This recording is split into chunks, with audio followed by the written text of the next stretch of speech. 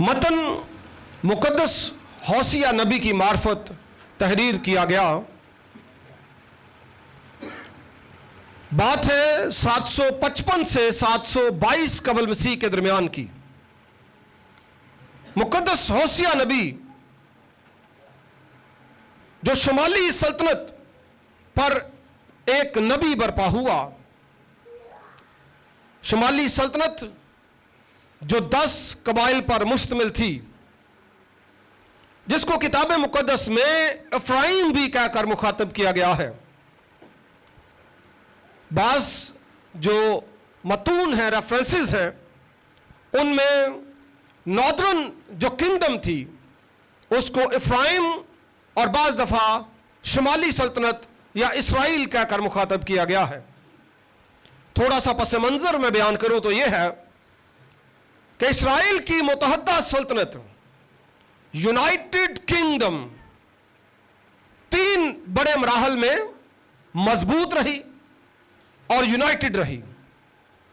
पहला बादशाह साउल हुआ और 12 कबाइल के ऊपर बादशाहत उसकी कायम रही। दूसरा बादशाह दाऊद हुआ और उसकी भी हुकूमत मुतहदा थी, 12 कबाइल तक उसकी रसाई थी। तीसरा बादशाह सुलेमान हुआ, उस वक्त भी तमाम कबाइल पर सुलेमान बादशाह हुक्मरान था। उसके बाद सल्तनत 2 हिस्सों में तकसीम हो गई। अब यहां पे इफ्राइम से मुराद है शुमाली सल्तनत। वक्त मैंने बताया 755 से 722 कबल मसीह का।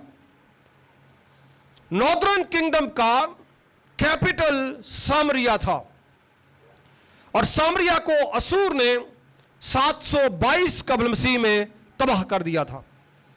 ये वाकयात जो हैं अभी जो हमने पढ़े, ये उससे पहले पहले के हैं। मुकद्दस हौसिया का जो जमाना है, ये अहद पर मबनी जमाना है। खुदा एक कॉवेनेंट बांधता है, अहद बांधता है, लेकिन कौम उस अहद को तोड़ती है।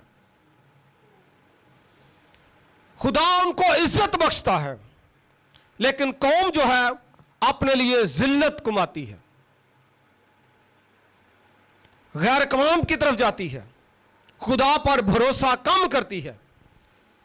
अलावाजी हौसिया की किताब में मुख्तलिफ मिसालें देकर समझाने की कोशिश की गई है।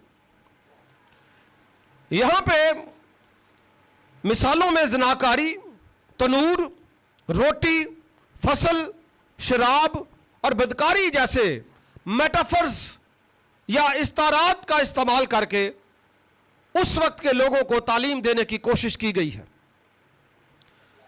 बाब नंबर 7, जिसकी 2 आयत आपके सामने पढ़ी गई हैं, इनमें उस वक्त जो है, अगर आप पूरे बाब का मुताला करें तो आपको पता चलेगा जो अहम निकात हैं उनमें जो लीडर्स हैं, हुक्मरान जो हैं, वो करप्ट हो चुके हैं, बदउनवान हुक्मरान हैं। वहां पे जो लीडर्स हैं वो नशा भी करते हैं, नशई हैं, मुख्तलिफ तरह के नशे।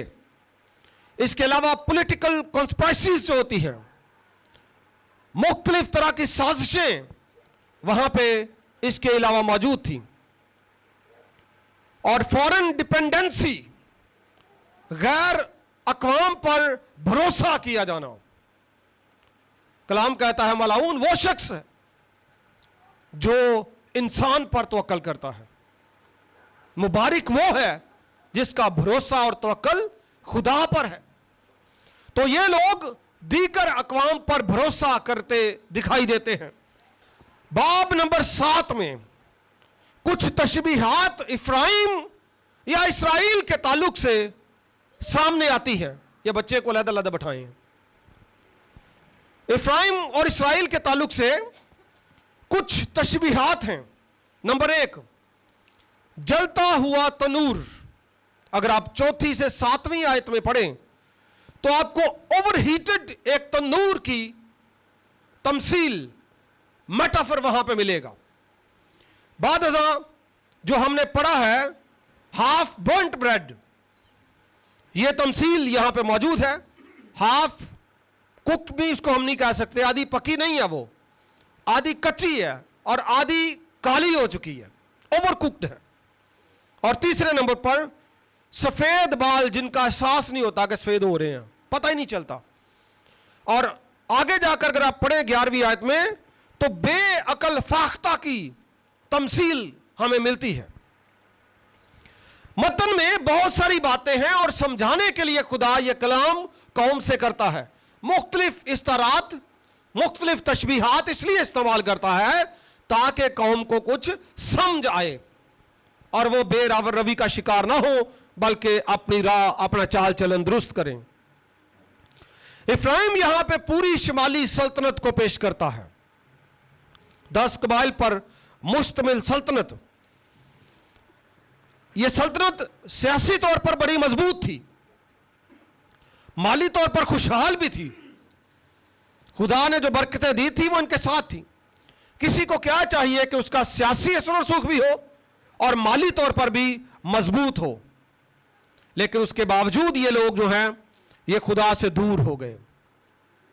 इन्होंने अपने आप को नापाक किया। खुदा की तालीम यह है कि तुम पाक बनो। खुदा कहता है चूंकि मैं पाक हूं तुम भी पाक बनो। खत में लिखा है पाक बनो जिस तरह तुम्हारा बुलाने वाला भी पाक है, लेकिन ये उसके उल्टा चल रहे थे। इनकी शनाख्त धुंधला गई थी, सच्चाई जो है वो कमजोर पड़ चुकी थी, रियाकारी रूज पर थी, इबादत में भी खराबी हो चुकी थी। ऐसी हालत में एक आयत जिस पर हम तबसरा करेंगे, जिस पर हम गौर-ओ-खोज करेंगे, वो ये है इफ्राइम दूसरे लोगों से मिलजुल गया है। इफ्राइम एक चपाती है जो उल्टाई ना गई। आप में से बहुत सारे लोग इस बात से वाकिफ हैं जो रोटियां बनाते हैं। कितने मर्द हैं जो रोटी बना सकते हैं? शाबाश, एक ही है जी, 2 हो गए। तुसी बना लेंदे बुजुर्गो, हुण तो बड़ा तजर्बा हो गया थानू। बिसल है, एल्डर साहब हैं, बुजुर्ग हैं, और भी कोई ना कोई होएगा, नहीं तो कोशिश करें बन जाएगी किस टाइम। आप जब रोटी बनाएं तो रोटी अगर तवे पर रख कर भूल जाएं, कोई या बच्चियां या कोई भी अजीज मोबाइल पे लग जाएं या किसी और काम में महफ हो जाएं, रोटी तवे पे डाली और क्या किया, गफलत की अलामत है ना, भूल गए। रोटी एक साइड से पक रही है और आप कुछ और कर रहे हैं। जब आपको पता चला, जब आपने देखा तो रोटी नीचे से क्या है, जल गई। एक साइड जल गई और दूसरी कच्ची पक्की, कुछ भी नहीं उसका। तो क्या वो इस काबिल इस्तेमाल है? कदीम वक्त में अमूमी एतबार से लोग पत्थरों पर, आम जो चट्टान के पत्थर होते हैं उनको गर्म करके, जिस तरह आप आजकल तवे इस्तेमाल करते हैं, वो गर्म के ऊपर रोटी डालते थे, एक साइड पकती थी फिर दूसरी कर लेते थे, या कोयले डाल के उसके ऊपर रोटी डालते थे, एक पकती थी फिर दूसरी कर लेते थे। इस तरह से रोटियां बनाते थे। अब जब रोटी एक साइड से सिकेगी तो वो रोटी एक साइड से काली हो गई, सड़ गई, ओवर कुक्ड है, और दूसरी साइड से बिल्कुल कच्ची है। ऐसी रोटी काबिले इस्तेमाल नहीं है। इफ्राइम आधी जली हुई रोटी है। खुदा अपने बंदा होसिया से कहता है चूंकि इफ्राइम दूसरे लोगों से मिल गया, मुझे उसने पीछे किया, दूसरे लोगों की तरफ वो चला गया, इसलिए इफ्राइम एक ऐसी चपाती है, एक ऐसी रोटी है जो उल्टाई ना गई, एक साइड पे ही पक गई वो सारी। और ये जो खास बात है, ये रूहानी अदम तवाज़ुन को पेश करती है। रूहानी तौर पर बैलेंस्ड नहीं है आप। अद्धे उधर ते अद्धे उधर, कच पक। ऐसी हालत जिसमें कौम बाहर के लोगों को भी, शैतान को भी राजी कर रही है और साथ साथ वो खुदा को भी राजी करने की कोशिश कर रही है। आधी कच्ची आधी पक्की रोटी, पक्की को बल्कि जली कहेंगे, आधी जली और आधी कच्ची रोटी, ये उन्वान है।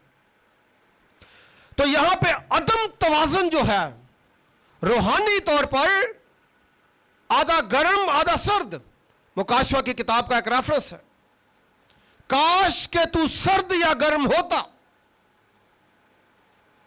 क्योंकि ना तू सर्द है ना तू गर्म, इसलिए मैं तुझे अपने मुंह से निकाल फेंकने को हूं। ऐसी चीज काबिल इस्तेमाल नहीं है। सियासी तौर पर तो वो बड़े सरगर्म हैं, दीगर बातों में तो बड़े बढ़ चढ़कर हिस्सा लेते हैं, माली तौर पर भी वो बड़े मुस्तहकम हैं, सियासत भी पूरी है, पैसा भी पूरा है, लेकिन रूहानी तौर पर वो कमजोर हैं। इसलिए ऐसी हालत जो है खतरनाक हालत है, रूहानी पजमुर्दगी है और यह गफलत की अलामत है और यह सफेदी फिरी हुई कब्र की मानिद है। यह ऐसी हालत है जिसमें आप थोड़ा थोड़ा खुदा के साथ चलते हैं। इस्राइल ऐसी हालत है उसकी कि माली तौर पर मुस्तहकम होने के बावजूद, असर सुख होने के बावजूद खुदा के साथ उनका ताल्लुक कमजोर पड़ चुका है, रूहानी तौर पर कमजोर है। यह अधूरी तब्दीली की अलामत है। कई लोग कहते हैं तौबा कर लीए, अद्धी तौबा बस, अद्धी तौबा ते पूरी जिंदगी, जिंदगी पूरी कट देते ने, तौबा अद्धी की है, अधूरी तौबा। जब बंदा खुदा के साथ चलता है तो क्या उसको डावाडोल रहना चाहिए, दो कश्तियों पे सवार होना चाहिए? कई कहते हैं जी तौबा जिहड़ी कीती वो चर्च की हद तक ही है, बपतिस्मा भी साडा चर्च तक ही है। जदों जनाब असी आ गए अपनी नौकरी ते, या जदों असी बाजार च आ गए या विआह ते आ गए, बस फिर तौबा पिछे पिछे ही है, इत्थे करो हुण जो करना पुठा सीधा काम। ये अधूरी तौबा है। खुदा ऐसी तौबा को पसंद नहीं करता। अच्छी और सच्ची और खरी तौबा खुदा चाहता है, जिसमें आप कायम भी रहें। रोटी मुकम्मल कच्ची भी नहीं है, मुकम्मल कच्ची भी नहीं है और सही तरह पक्की भी नहीं है, और यह वेस्ट हो चुकी है, नाकारा हो चुकी है। ऐसी हालत जो है वो बड़ी खतरनाक है। ऐसी हालत के लिए खुदावंद यीशु मसीह ने मत्ती की इंजील के 23वें बाब में इरशाद फरमाया, उसकी 27वीं आयत में लिखा है, ऐ रियाकार फकीहों और फरीसियों, तुम पर अफसोस कि तुम सफेदी फिरी हुई कब्रों की मानिद हो, जो ऊपर से तो खूबसूरत दिखाई देती है मगर अंदर मुर्दों की हड्डियों और हर तरह की नजासत से भरी है। फरमान किसका है? यीशु मसीह का। बाहर से तो कब्र टीप टाप कर ली, लेकिन अंदर नजासत है। और यीशु ने कहा इसी तरह तुम भी ज़ाहिर में तो लोगों को रास्तबाज दिखाई देते हो। ज़ाहरी तौर पर तो बड़ा पता चलता है कि बंदा वीआईपी है, बंदा जो है रास्तबाज है, और बंदा जो है वो बड़ा रूहानी है। ज़ाहरी तौर पर लिखा, मगर बातन में रियाकारी और बेदीनी से भरे हो, बातन बेदीनी से रियाकारी से मुलब्बस। खुदावंद यीशु मसीह कहते हैं कि ऐसी हालत जो है वो खतरनाक हालत है।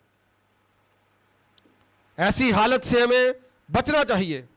और मत्ती की इंजील के 15वें बाब में उसकी 8वीं आयत से लिखा है, यह उम्मत जुबान से तो मेरी इज्जत करती है मगर इनका दिल मुझसे दूर है, और ये बेफायदा मेरी प्रस्तिश करते हैं क्योंकि इंसानी अहकाम की तालीम देते हैं। फिर उसने लोगों को पास बुलाकर उनसे कहा, सुनो और समझो, जो चीज मुंह में जाती है वो आदमी को नापाक नहीं करती, मगर जो मुंह से निकलती है वही नापाक करती है। खुदावंद यीशु मसीह ऐसी अहमियत को उजागर करते हैं कि इंसान को चाहिए कि वो ना सिर्फ ज़ाहरी तौर पर साफ सुथरा हो, बल्कि उसका बातन भी साफ सुथरा होना चाहिए। और मेरे अजीजों, ये कोई फर्जी कहानियां या बातें नहीं हैं कि हमने सुन लेना है। मैं समझता हूं कि हमने सुनना भी है और इस पर अमल भी करना है। जापानी एक कहावत है कि हर इंसान के 3 चेहरे होते हैं। ये एक कहावत है, मैं उसको जस्ट एग्जाम्पल के तौर पर आपके सामने रखता हूं। जापानी लोग कहते हैं कि एक इंसान का चेहरा वो है जब वो फैमिली में बैठा है, माँ बाप के साथ या फैमिली के लोगों के साथ वो बैठा है। किस तरह का है वो बंदा, कैसी सोच है, वो लिंक माँ बाप जानते हैं। दूसरा, उसका जो चेहरा सामने आता है वो उसके दोस्तों में आता है, फ्रेंड्स, जहां पे वो थोड़ा सा डिफरेंट बिहेवियर के साथ उनको मिलता है। एक अलग तस्वीर उसकी लोगों के सामने आती है। और तीसरा चेहरा वो कहते हैं वो किसी को दिखाता नहीं है। अमूमी इतबार से अंदर ही अंदर वो क्या सोच रहा है खतरनाक तरीके से, क्या वो कर रहा है खतरनाक काम, वो आम तौर पर किसी पर जाहिर नहीं करता। हो जाए तो बात की बात है, जाहिर नहीं करता। और जापानी कहते हैं कि जो वो जाहिर नहीं करता, असल में हकीकी उसका चेहरा वही है। मैं समझता हूं कि बसीते एक ईमानदार, हमारा जो बातन है वही हमारा जाहिर होना चाहिए। कुछ लोग दुआया हालत उनकी है, दुआ करते हैं, किसी के सामने दुआ करना, किसी के घर में दुआ करना, किसी के साथ मिलकर दुआ करना, यहां तक तो ठीक है, यहां तक बहुत अच्छी दुआ करते, लेकिन उनका जो पर्सनल एक ताल्लुक है खुदा के साथ दुआया वो नहीं है। ऐसे लोग हैं जो कलाम की बात भी करते हैं, बड़े बड़े दावे भी करते हैं, लेकिन जो खुदा के साथ ताल्लुक है वो यहां पे नहीं, वो आपका बाहर है, आपका आपके घर में है, आपका आपके रिश्तेदारों में है, आपका आपके जॉब पे है, यूनिवर्सिटी में है, स्कूल कॉलेज में है। आपके इनर का पता तब चलेगा। इतनी के जनाब उथे जो मर्जी कर दे रहो, इथे आके कहो हालेलुया आमीन। बात यह है कि जो खुदा के साथ ताल्लुक है वो मजबूत, यहां पे भी, घर में भी, और कहां पे, जॉब पे भी, स्कूल में भी, जिथे किते जाते जो उथे उथे खुदा दे नाल ताल्लुक अपना मजबूत। और यही असल रूहानी चेहरा है। रूहानी चेहरा यह नहीं है कि इबादत के दौरान हस हस के ते घर वक्खी च हुजां। अपना तौर तरीका हम सब ने बहसीयत ईमानदार क्या करना है, दुरुस्त करना है। पोशीदा जवाल है ये, यानी आपको पता भी नहीं है और आप जवाल की तरफ जा रहे हैं। अगली आयत में लिखा है ना कि उसके बाल सफेद हो रहे हैं और उसको पता ही नहीं, खबर ही नहीं है, यानी जवाल की तरफ जा रहा है और बेखबर भी है। इसलिए मेरे अजीजों, पंजाबी कहते उत्तों बाबा तस्वी ते विचों बाबा कसबी, उत्तों ते विचों एक ही, एक होएगा बंदा तो फिर काम ठीक होएगा। अगर एक बंदा नहीं है तो फिर उस रोटी की मानिद है जो आधी जली हुई है, काबिल इस्तेमाल नहीं है। अगर हम आधी जली रोटी की मानिद है तो काबिल इस्तेमाल नहीं है, अधूरे, नामुकम्मल। इस्राइल, जिसको इफ्राइम भी कहा गया है, बहुत सारी खामियां, बहुत सारी ऐसी बातें थी जिनमें वो नामुकम्मल था, कमजोर था, लेकिन खुदा फिर भी उसे प्यार करता है। खुदा चाहता है कि वो अपनी कमजोरी पर गालिब आ जाए।